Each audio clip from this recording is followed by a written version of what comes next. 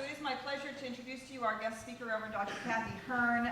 She comes out of Terry Cole Whitaker training from years and years and years ago. She's been a minister for 27 years. We've had the pleasure of having her be with us for the Practitioner and Ministers, the DFW Practitioner and Ministers Retreat that we've just been on Thursday, Friday, and Saturday, which was a lovely time for us to get together and talk about collaboration and community and how we can work together and grow Science of Mind here in the Dallas-Fort Worth area. Kathy has spent she grew a church in San Diego for a number of years into a big, lovely, huge spiritual center, and then 10 years ago she left that community and became our community spiritual leader for the United Centers for Spiritual Living, and has done that for the last 10 years. She was elected to 2 5-year terms. Kathy and I had the pleasure of working together for a number of years, and as she was singing that song, I got to thinking about, I was the first chair of the first core council that United Centers for Spiritual Living had, and Kathy was the first community spiritual leader that the United Centers for Spiritual Living had ever had, and it did feel like we were making it up as we were going along, and that we were each an angel with only one wing, and we were like really holding each other up those first couple of years, trying to figure out what we were doing and what we were supposed to be doing, and how it was all going. And it was just such a treat and a delight. I have learned so much from Kathy and have really been deepened by her teaching and her presence and her heart and her spiritual path. She is truly an amazing being, and I'm so, so, so grateful to have Kathy in my life, and I'm so grateful that as she agreed I said, come on, stay one more night, come speak with us, because I so want for you to have the experience of her heart and her wisdom and her love. So it's really my gift to you, Reverend Dr. Kathy Hern.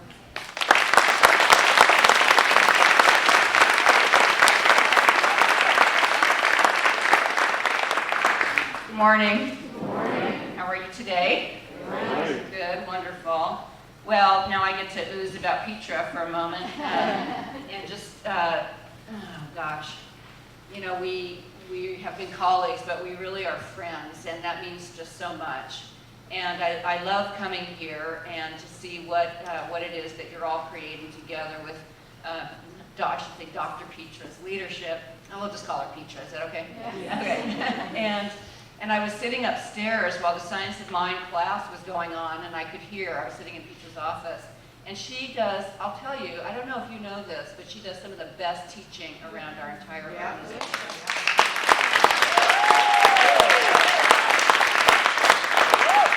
And I'm not just saying that to be nice, you know. It is really the truth, because I was just listening to her just speak about oneness, and I'm going, oh my God, I'm going to be quoting that. You know, there's just a depth of understanding and a commitment to spiritual truth that I find completely inspiring. So, thank you, Petra. And it's wonderful. I've been in Texas since Thursday, and I had my first experience of chicken fried steak. And at the knee of Jeff Galley, I've learned some interesting expressions, like when somebody says, how are you doing? You say, finer than a frog's hair. Just think about it. So it's been a great time of working with the practitioners and ministers of the Dallas-Fort Worth area. You are held in some great consciousness in this region. You truly are. So. And I am deeply moved by the new member celebration. In fact, when Petra said it was New Member Sunday, I went, oh, great, you know, I love that, because those were precious days at Pacific Church of Religious Science, precious for me. And there's something powerful that happens when new members join a church, because the foundation of the church strengthens and expands. And so it's in a way, a mystical marriage. It's something very, very precious. And I was just touched, seeing the hands of the pals on the shoulders of the new members. This is one of the fine points of spiritual community, and I have such high regard for the role of spiritual community in our spiritual unfoldment. You know, excuse me, there's something today. Hold on. I've also been enjoying whatever you have blooming.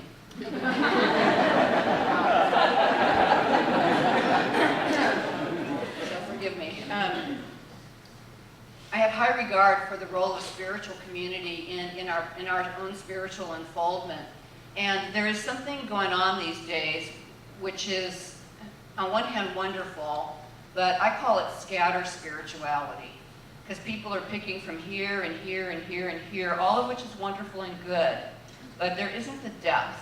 At least I don't see the depth. And my own personal experience of the spiritual path is that it is a long and deepening path, and that where we're going is into full realization of our divine identity. Our oneness with God, our oneness as God. And it's a deep, long path. The ancients called it the path of initiation. And community has a place to play. And many people are doing it without community these days. And so I'm, good on them. But I appreciate what you're doing here and the depth that is here. Peter and I were talking about this, and she reminded me of what's called the 3 jewels of Buddhism: the Buddha, the Dharma, and the Sangha. And that what is crucial for our awakening, the Buddha means the presence or the divine reality in our language. The Dharma means the principles that holds everything in its embrace. And then the Sangha is the community of believers. And all of those are crucial to our awakening. We surrender into the presence. We learn the principles. But I'll tell you what really wakes us up to the spiritual path, as far as I'm concerned, is our relationship with each other. And that we can come together with people of like consciousness, pardon me, and like mind. I'm so sorry. Forgive me if this happens all the way through. First service was better. Is that we awaken in each other's company, and arm in arm and hand in hand, we walk into the greater truth of who we are. And one realization that I had of this early on was in Terry Cole Whitaker's ministry, and she used to teach classes of hundreds of people. And in one of our classes, we had to select a partner, and it was best to do one of the same gender. And we were given a pink ribbon, and we had to tie our legs together. And so throughout the class, we were like, walking like that with our partner, our arms around our partner, and the idea was that we do not get to heaven alone. Heaven meaning higher consciousness. That we do not get to higher consciousness alone. We do it helping each other fly, holding each other up, all of the things that have been said already today. And so we spent the whole class figuring out how we were going to sit down together, and then how we were going to walk around and have break, and then how we were going to use the facilities. We undid the ribbon at that point. I know you were wondering. And it was such a beautiful physical experience of that truth, that we need each other. And so I want to acknowledge the new members today for presenting themselves for the experience of belonging. That's all of you, yes? Yeah. I saw your backs. For presenting yourselves for the experience of belonging, because you have made yourself available to a deeper experience of God, to a deeper experience of the principles that we hold true, and more importantly, to a deeper experience of your relationship with each other and with all of the church. And I want to acknowledge all the rest of you for creating a place that people want to belong to, and for creating a love space and a space of spiritual truth that has actually invited people into that deepening relationship. And there's something about the reciprocal nature of life that is so important here. That we have to present ourselves to something before something can present itself to us. Does that make sense to you? There's a saying that we must be more to life, in order for life to be more to us. That we have to take a step in the direction of something that we want to engage with in a new way before it can give itself to us. There's a teaching from the Bible, it's only the bread that you cast upon the waters that can come back to you. It's only what you give out that you can get back. And people these days, and I've been this, sit and wait. We kind of wait for it to happen, and if you're in really great high consciousness, you might just call it in. But a lot of times we wait a really long time for a greater engagement with life. What was valuable to me about spiritual community when I came into it is that I am by nature reclusive. And I do really well alone, a little too well alone. And so I've been in spiritual community now since 1980, which is a long time, because I realized that I needed to join group. I needed to be involved with groups so that I could be saved from my smallness. So I could be saved from my isolation. So I could be saved from the smallness of my comfort zone. Do you know what I mean? And that it's actually when we present ourselves through a greater engagement with a group. Well, my fear was I would lose myself, but the truth is I found myself. And I have found myself in deepening ways as I have come into spiritual community. You think about that, I'm taking a step.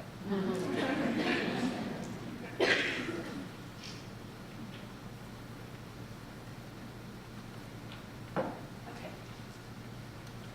And you new members, as you have presented yourselves here for membership, you are making that step into a greater relationship with all of that and a greater relationship with life. And the truth is, we belong to life, and life belongs to us. We belong to God, we belong to ourselves. We're talking about belonging to each other here, but ultimately we belong to life. So please say, I belong to life, and life belongs to me. I belong to life, and life belongs to me. Say it again. I belong to life, and life belongs to me. And one more time. I belong to life, and life belongs to me. There's a beautiful banner in the bookstore, a quotation from Mother Teresa, and it says, if we have no peace, it is because we have forgotten that we belong to each other.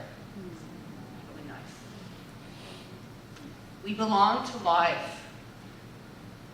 Life belongs to us, and I know that you know this already. You are so well taught here, I can't say a thing that you don't already know. But what I'll invite you to do is just take a deeper step, because we can discover that we're a little chilled out or a little separated from the fullness, the absolute fullness of our living. We all have originating stories. We all have things that happened when we were really young. And with a child's mind, we came to conclusions and decisions. Decisions about ourselves, about what we were and what we weren't, what we could be and what we couldn't be. Decisions about what life is and what it isn't, what it can be, what it can't be. Decisions about other people, who they are and who they're not. And in many cases, we made a decision on sort of the negative side of things. That weren't decisions that weren't the real whole truth of the matter. And those decisions stream like stories underneath our lives. And we tend to live our life in a way to prove that they are true. I'm a fan of the poet David White, and I just listened to him in a seminar in my home area recently. And he said, put yourself in a greater exchange than the one you're having, and it will do the transformation. That if you put yourself in an engagement with life or with people, with relationship, with creativity, anything greater than what you are in already, it will transform you into it. It will transform you by just giving yourself to a greater environment, a greater experience. And he asked the question, he says, why do we inhabit stories that are harmful to us? Why do we inhabit stories that are harmful to us? Why do we continue with an old storyline that was set in place by a child's mind? And many of us do this even though we know all of this truth. You're really spiritually fed here. I'm really spiritually fed. And yet I see the places where the old story winds its way. David White says, we hunt out disappointment until it's corroborated. Yeah? I'm glad we're laughing. It's more like, ugh. And he says, if you want to have a new conversation, a new, more fierce, or more fantastic, or more exciting conversation with life, then stop the one you're having now. Stop the one you're having now and step into a larger conversation, a larger exchange, a greater possibility. Give yourself just that much more to life, to love, to relationship, to possibility, so that it can be more to you. Because as we take a step towards something, it takes a step toward us. So I have two poems for you. So come with me into the poetry zone, okay?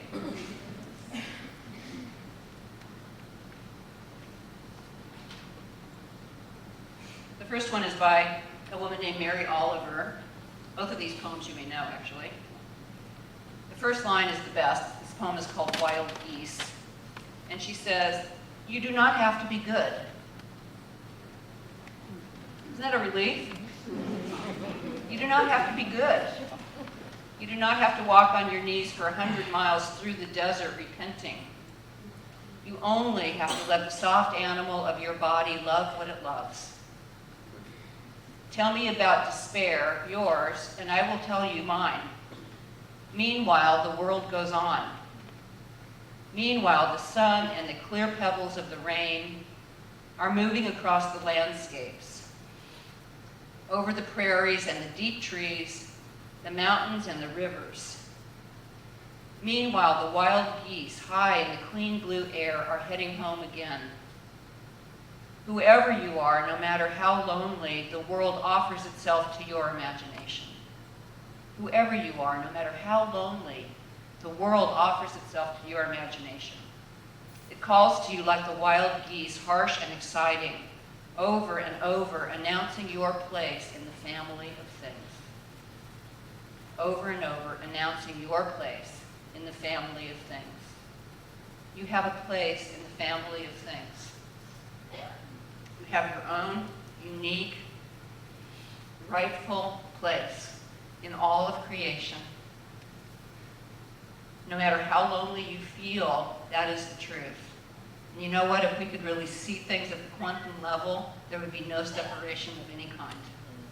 All we would see is whizzing energy and information. That's all we would see. We are truly one. You have your place in this family of things. And the question is, can you feel it? Is there a place in you to just release a little bit of separation, let down a wall, let down a veil, let down something that keeps you from the full realization of your place in life?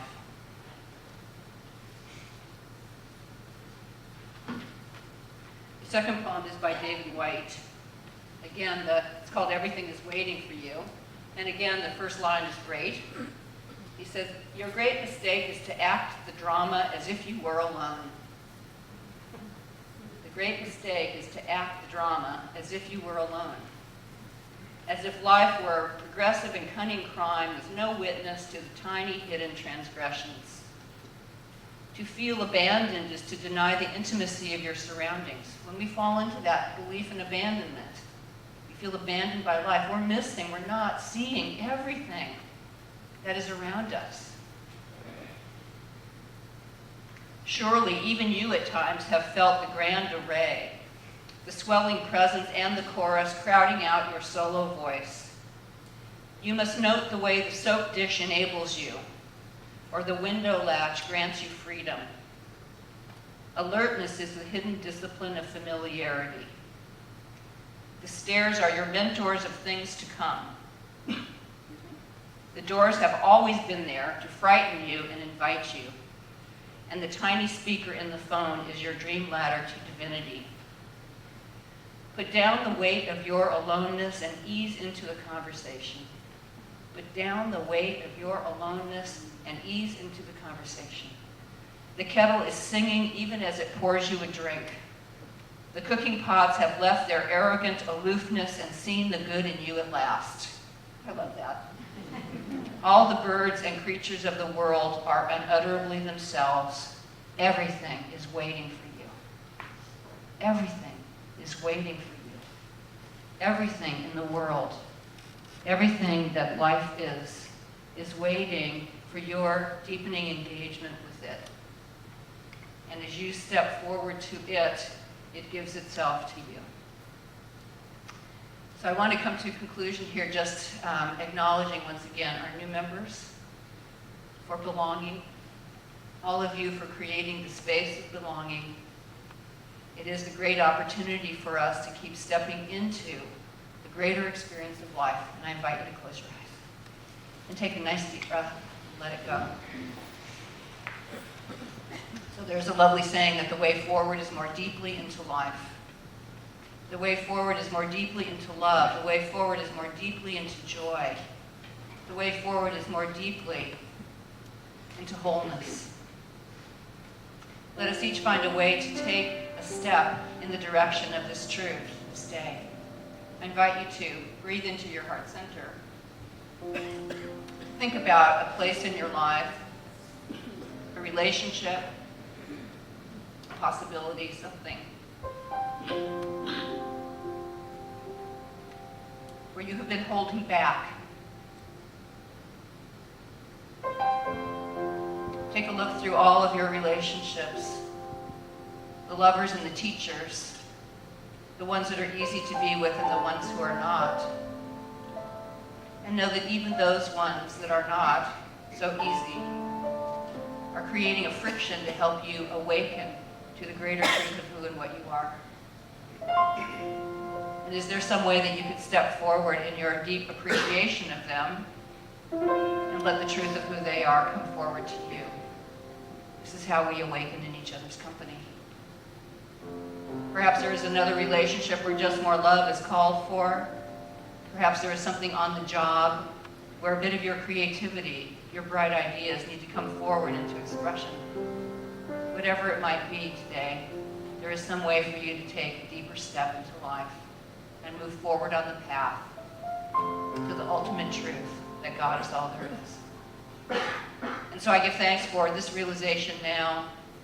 I give thanks for all the good that has been Center for Spiritual Living Dallas for so many years. And for this even greater good that has arrived today with the presence of these new members. And for the even greater and expanding good that is to come as this community of believers, as this community of people practicing together in love and faith, grow and expand in love. And so I give thanks for all of this, and I release this word, knowing that this good, and even greater good than I can imagine, is in fact already done. And together we say, and so it is.